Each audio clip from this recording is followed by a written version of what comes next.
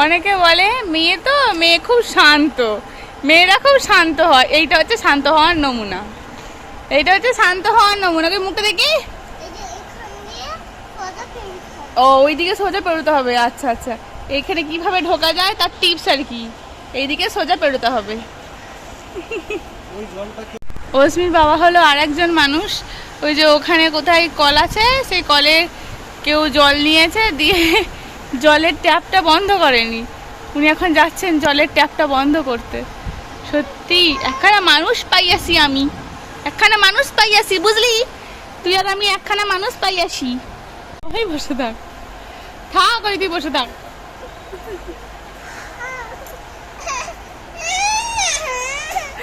তুই ঢুকেছিস কেন? ওই বসে থাক। তুই ঢুকেছিস, আর ঢুকবি? আর ঢুকবি তুই? জুতো খুলে দিয়েছিস, ভালো হয়েছে। ট্রেন আসবে, আমরা চলে যাবো। এই জুতো নিয়ে যে কত সমস্যা আমাদের হলো এই কয়েকটা দিন। শুধু ওই পা থেকে জুতো খুলে দিচ্ছে, আর টাইম আসছে জুতো পরাতে করাতেই আমাদের টাইম শেষ, লোকে ইনসাল্ট করে চলে যাচ্ছে। আর এই অবস্থা দেখো, অবস্থা দেখো, অবস্থা দেখো না, অবস্থা দেখো। বৃষ্টি আরম্ভ হয়ে গেছে। এদিকে এদিকে জলের ঝাপটা আসবে না তো? ওকে বার করো, ওকে বার করো। বৃষ্টি আরম্ভ হয়ে গেছে, বৃষ্টি পড়ছে। জুতো পায়ে রাখবে না, কিছুতেই জুতো পায়ে রাখবে না, জুতোকে টেনে হিঁচড়ে খুলে দিচ্ছে বাস। মেয়েরা নাকি শান্ত হয়, এই হচ্ছে শান্তর নমুনা। কোথায় যাচ্ছ তুমি? না, বৃষ্টিতে ভিজবে না অস্মি, এই একটু ভালো হয়েছে, কিন্তু বৃষ্টিতে ভিজবে না। গ্রামেতে যে কয়েকটা ঘন্টা আমরা অপেক্ষা করেছিলাম, তার মধ্যে সবথেকে চ্যালেঞ্জিং পার্ট যেটা ছিল সেটা হচ্ছে এই এক রত্তিকে চোখে চোখে দেখা, একদম সামলে রাখা। কারণ এখানে বসে বসেই দেখলাম এই সামনের যে প্ল্যাটফর্ম, তো সেখান থেকে প্ল্যাটফর্ম বলা ভুল, মানে এই যে ট্রেন লাইন, তো সেখান থেকে বন্দে ভারত যাচ্ছে, বিভিন্ন ধরনের এক্সপ্রেস যাচ্ছে। তো এই এক রত্তিকে সবসময় আটকে রাখা, চোখে চোখে রাখা সবথেকে বড় একটা চ্যালেঞ্জিং বিষয়। তবে সবথেকে ভালো যেটা, সেটা হচ্ছে আমাদের পিছনের দিকে যে ট্রেন লাইনটা, সেখানেতে একটা মালগাড়ি দাঁড়িয়েই ছিল, সেই জন্য সেই দিকে ট্রেন লাইনটা একদম ব্লক ছিল। তাই এই সামনেটাতেই ওকে একরত্তিটাকে দেখে দেখে রাখতে হচ্ছিল আর কি। তো যাই হোক, বৃষ্টি আরম্ভ হয়ে গেছে, সামনে শুধু ভীষণ ফাঁকা একটা মাঠ, দেখতে খুব সুন্দর লাগছিল। আর এই যে সেই যে দিদি আর কি এই সফটওয়্যারটা দিয়েছে, এটা অস্মি একটা মুহূর্তের জন্য কাটছাড়া করেনি, একটা মুহূর্তের জন্যও না। তো সেই জন্যই এই পুতুলটাকে সবসময় আমার সাইড ব্যাগেতেই রাখতে হচ্ছিল। কখন যে ওনার মন মর্জি হচ্ছিল আর কখন যে নিয়ে উনি খেলা করছিলেন। তোমাদের দাদাভাই ওই সেই গজা কিনলো না, আগের দিনের ভিডিওতে তোমাদেরকে দেখালাম, ওই গরম গজা নাকি এগুলোকে বলছিল, যদিও ওর অ্যাকচুয়াল নামটা আমি জানি না।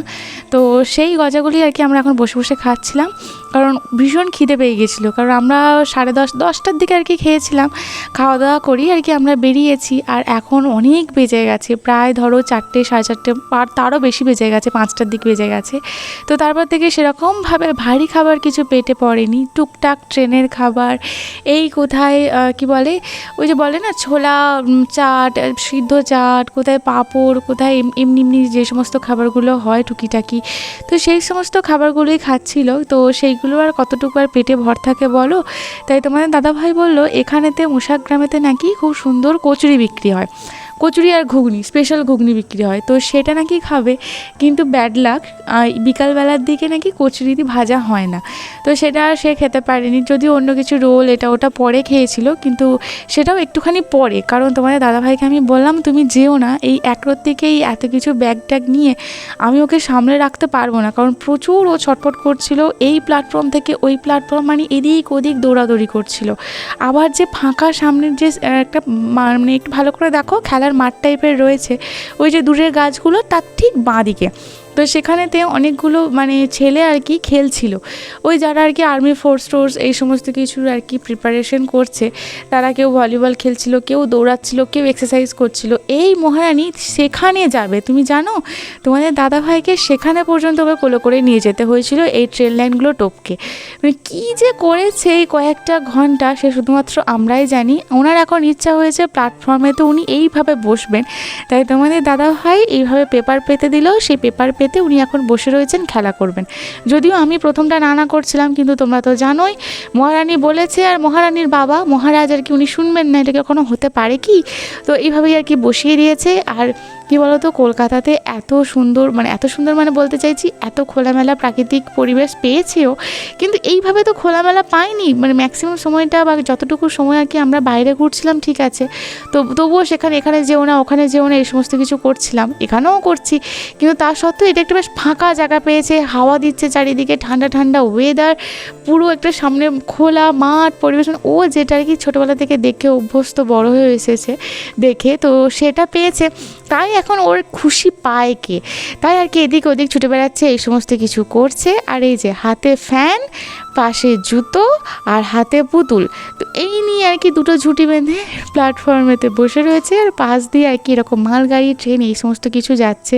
এই ক্লিপটা আমি খুব শখ করে নিয়েছি, কারণ আমি ওকে বলেছি তুই দেখবি বড় হলে, যে প্রথম যখন তুই কলকাতায় গিয়েছিলি, যখন ফিরছিলি, মোশাগ্রামে যখন বসেছিলি, তুই কীরকমভাবে প্ল্যাটফর্মেতে পেপার পেতে এইভাবে বসেছিলি। যাই হোক, সব সময় সতর্ক হয়ে থাকতে হচ্ছিল যে কোথায় কোন দিকে দৌড় দেয়, কী হয় না হয়, মানে একটা চোখের পলকও ফেলা যাচ্ছিল না এই মানে মহারথীকে আর কি রাখার জন্য। তো যাই হোক আর কি, তোমরা অনেকেই আমাকে বলছিলে যে এই মোশাগ্রাম থেকে তোমাদের কি অন্যদিকে যাওয়ার কোনো রাস্তা বা কোনো কিছু নেই। আসলে দেখো, কলকাতা থেকে ডিরেক্ট বর্ধমান ট্রেন আছে, সেটা তোমরা সবাই জানো। তো বর্ধমানে নেমে আমরা আবার টাউন সার্ভিসে করে আমাদেরকে তেলিপুকুর আসতে হতো বা আলিশা আসতে হতো, সেখান থেকে বাস ধরে আমাদেরকে যেখানে আমাদের লোকাল বাস স্ট্যান্ড সেখানে নামতে হতো, এবং সেখান থেকে টোটোয় করে আমাদের বাড়ি আসতে হতো। এই হলো আর কি আমাদের আর কি রাস্তা। কিন্তু মানে এই যে মোশাগ্রাম ভায়া হয়ে আমরা যেটা এলাম, মানে আমরা মাঝ রাস্তায় আর কি নেমে পড়লাম, এখান থেকে আমরা অন্য একটা ট্রেন ধরে আমাদের গন্তব্যস্থলে পৌঁছাবো। তো তারই অপেক্ষায় এখন আমরা রয়েছি। আমাদের সমস্যার শেষ নেই। এখন ঘড়িতে বাজছে 4:15, ট্রেন আসার কথা 5টায়, কিন্তু ট্রেন লেট, মানে ট্রেন এখনো পর্যন্ত সোনামুখীতে 1 ঘন্টা লেট হবে, মানে আমাদের বাড়ি ফিরতেও 1 ঘন্টা লেট হবে।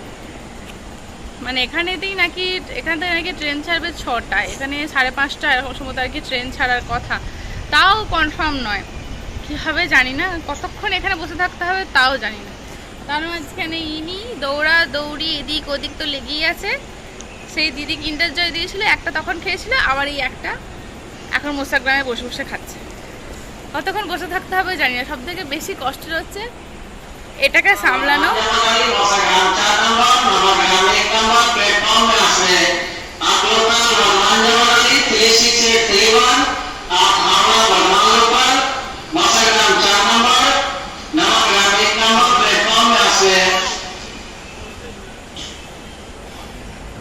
ভাবলাম হয়তো আমাদেরই আর কি ট্রেনটার অ্যানাউন্সমেন্ট করছে, কিন্তু দেখা যাক কতক্ষণ বসে থাকতে হয় আর কতক্ষণ আমরা বাড়ি ফিরি।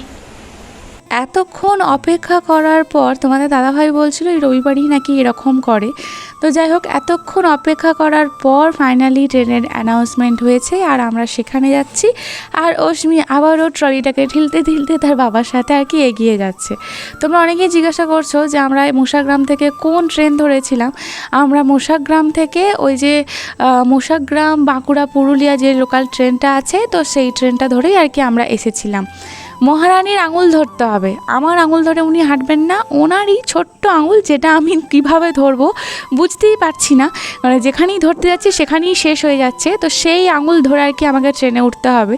যাই হোক, আমরা ট্রেনে বসে পড়েছি। মহারানী একটার পর একটা জিনিস খেয়ে যাচ্ছে, বেশি করে আর কি পাঁপড়টাই খেয়েছিল। তবে তোমরা জানো যেখানেই যায় সেখানেই মানুষগুলোকে কিভাবে বশ করে ফেলে ভগবানই জানে, ছোট বাচ্চারা সবাই তাই করে। তো যাই হোক, এই যে পাশাপাশি যে সমস্ত মানুষজনকে তোমরা দেখছো, অশ্মি একদম তাদের চোখের মনি হয়ে উঠেছিল। তাদের সাথে কত কথা, কত গল্প, কত কিছুই না কি তার চলছিল। এমনকি তারাও যা ট্রেনে কিনছিলেন সবই মহারানীকে না দিয়ে আর কি ওনারাও খাচ্ছিলেন না। কত গল্প, তারা এত রাগাচ্ছিলেন। বিশেষ করে আমার পাশে যে মানুষটি বসে রয়েছেন ভদ্রলোক, তো উনি দক্ষিণেশ্বর থেকে বাঁকুড়া যাচ্ছিলেন বেড়াতে। তো তিনি এত ভদ্র, এত ভালো একজন মানুষ, মানে ওনার একটুখানি আর কি আমার কারণে একটুখানি হালকা ব্যথা পান, তো আমি সেহেতু আর কি কি ভদ্রতার খাতিরে সরি বলি ওনাকে, তখন আর কি উনি আমাকে বলেন, তুই আমার মেয়ের থেকে অনেক ছোট, তুই একটা বাচ্চা পুচকি মেয়ে, আমি তোর বাবার বয়সী, তুই আমাকে কি সরি বলবি রে, নাকি সরিটা এখন সবাইকার মুখে মুখে ঘুরছে।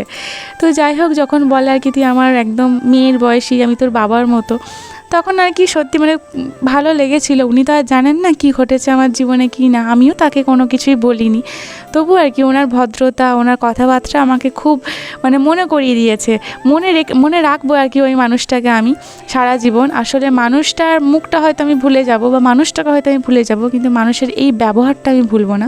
যেটাই হয়ে থাকে আর কি, একটা মানুষ আর একটা মানুষের ব্যবহার কোনো দিন ভোলে না, সেই ব্যবহার দ্বারা আর কি তিনি সারা জীবন জীবিত থাকেন।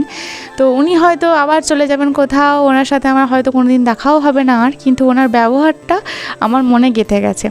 এই যে পাঁপড় তো আমরা কিনেই দিয়েছি, তো এই যে পাশে যে আর কি আঙ্কেল বসে রয়েছে অস্মির, তো উনিও আর কি পাঁপড় কিনেছিলেন, তো উনিও আর কি অস্মিকে দিচ্ছিলেন। তো অনেকক্ষণ পর আর কি আমরা প্ল্যাটফর্মে নেমে গেছি, আমাদের গন্তব্যস্থল। তোমরা জিজ্ঞাসা করেছো কোন স্টেশনে আমরা নামবো, আমরা বোয়াইচন্ডী স্টেশনে নামি, মানে মোশাগ্রাম থেকে হাওড়া মানে পুরুলিয়া বাঁকুড়া যে ট্রেনটা, তো সেই ট্রেনটার একটা স্টেশন পড়ে বাঁকুড়া যাওয়ার পথে বোয়াইচন্ডী, তো সেই স্টেশনেই আমরা নামি। মোটামুটি মোশাগ্রাম থেকে প্রায় 1 ঘন্টা মতো সময় লাগে।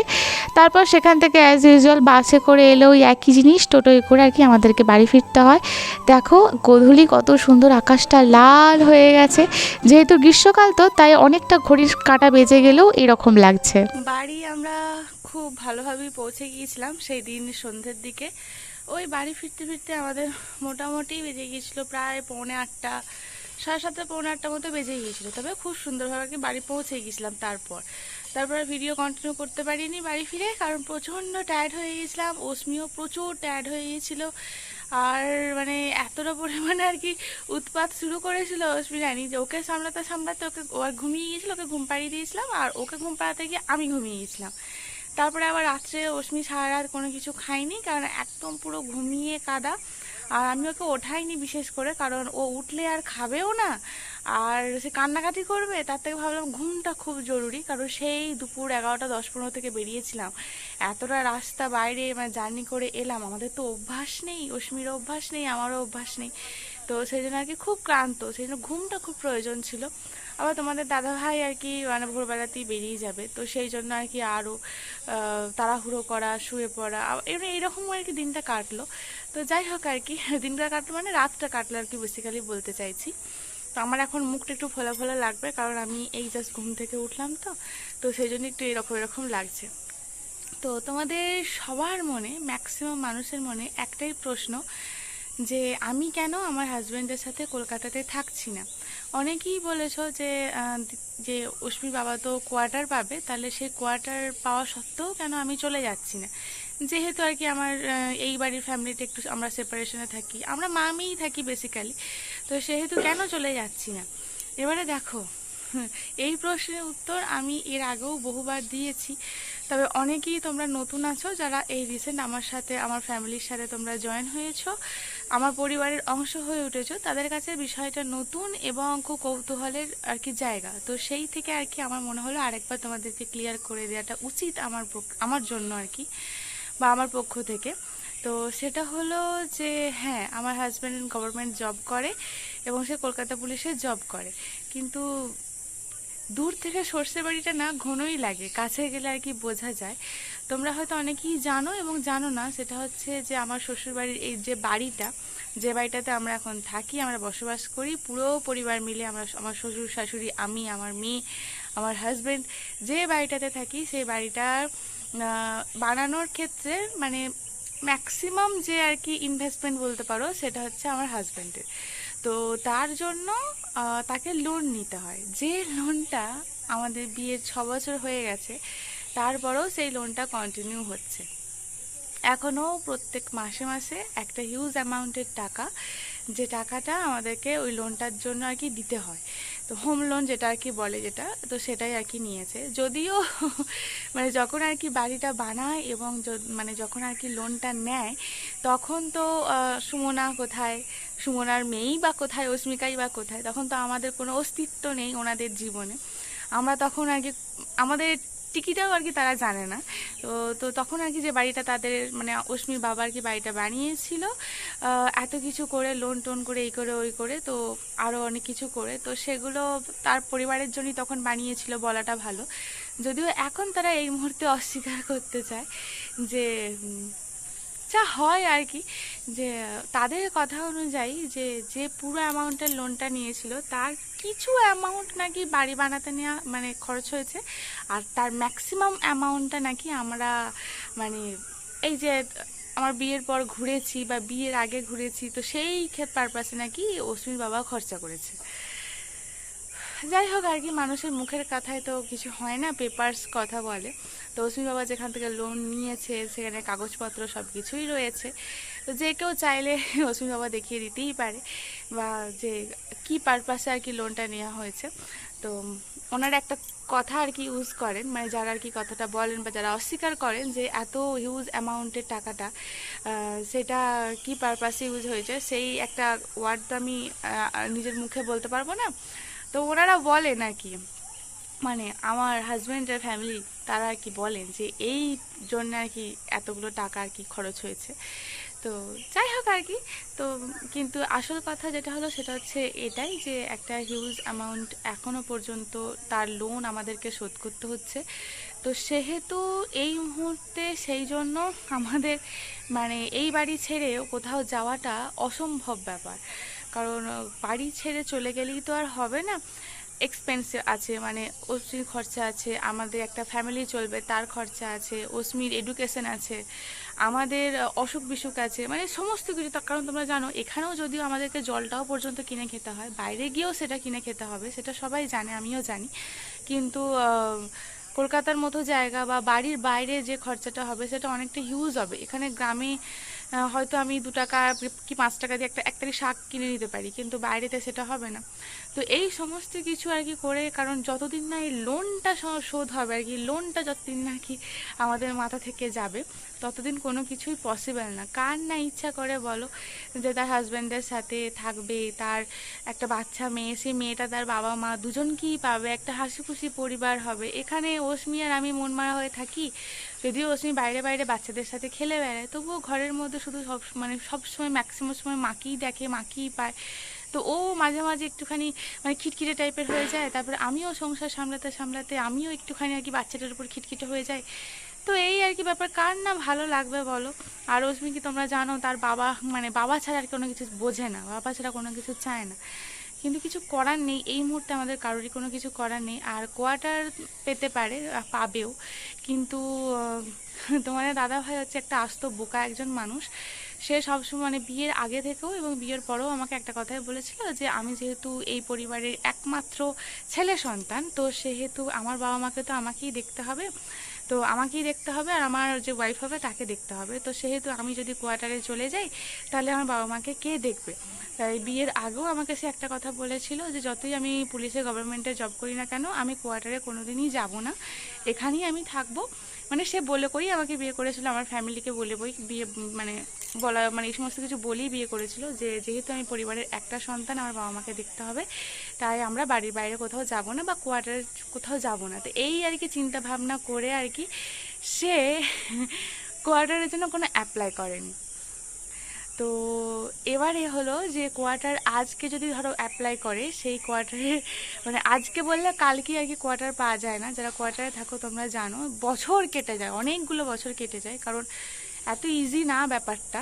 তো সেই জন্য আর কি সে অ্যাপ্লাই করেনি। আর যদি এত বছর পরও আর কি অ্যাপ্লাই করতে চায়, তা যদি করে তাহলে মানে অজমির আর কি মানে প্রাইমারি স্কুল আর কি শেষ হয়ে যাবে, তারপরে হয় যদি কোয়ার্টার পেলেও পেতে পারে বা এমন একটা জায়গায় পাবে সে সে অনেক আর কি হ্যাপা, অনেক আর কি ব্যাপার স্যাপার রয়েছে, সব কিছুই এত ইজি নয় যে কোয়ার্টার পাওয়াটাও এতটা ইজি নয়। হ্যাঁ ইজি হতো যদি অজমির বাবা অনেক আগে অ্যাপ্লাই করতো, মানে বিয়ের পরে পরেও যদি অ্যাপ্লাই করতো বা বিয়ের আগেও যদি অ্যাপ্লাই করতো তাহলে হয়তো এতদিনে কোয়ার্টারটা পাওয়া যেত। তো এই হলো আর কি ব্যাপার, মূল কথা। আমি জানি না কতটা কি তোমাদেরকে বোঝাতে পারলাম। তো যার জন্য করি চুরি সেই বলে চোর, সেই হচ্ছে আর কি অশ্মির বাবার অবস্থা। যাদের জন্য এত কিছু ভেবেছিল, যাদের জন্য এত কিছু করেছিল, এত কিছু করে মানে করে আর কি বিয়েতে করলো বলে কই আর কি, যে না আমি আমার পরিবারের একমাত্র ছেলে সন্তান, আমার এত কিছু দায়িত্ব। তো যাদের জন্য ভাবলো তারাই বলো তোকে দরকার নেই যা। তো এই হলো আর কি ব্যাপার। তো চলো, আশা করি তোমরা বুঝতে পেরেছো। এরপরেও যদি তোমাদের কিছু প্রশ্ন থেকে থাকে আমাকে জানিও, আর যদি কিছু সাজেশন দেওয়ার হয়ে থাকে আমাকে জানিও। এই ভিডিওটা এই পর্যন্তই। আশা করি ভিডিওটা তোমাদের দেখতে ভালো লেগেছে। যদি এই ভিডিওটার মধ্যে তোমাদের এতটুকুও কিছু ভালো লেগে থাকে তাহলে প্লিজ ছেড়ে যাবার আগে আমার চ্যানেলটা সাবস্ক্রাইব করে দিও। আবার দেখা হবে তোমাদের সাথে খুব তাড়াতাড়ি। ততক্ষণ তোমরা খুব ভালো থেকো।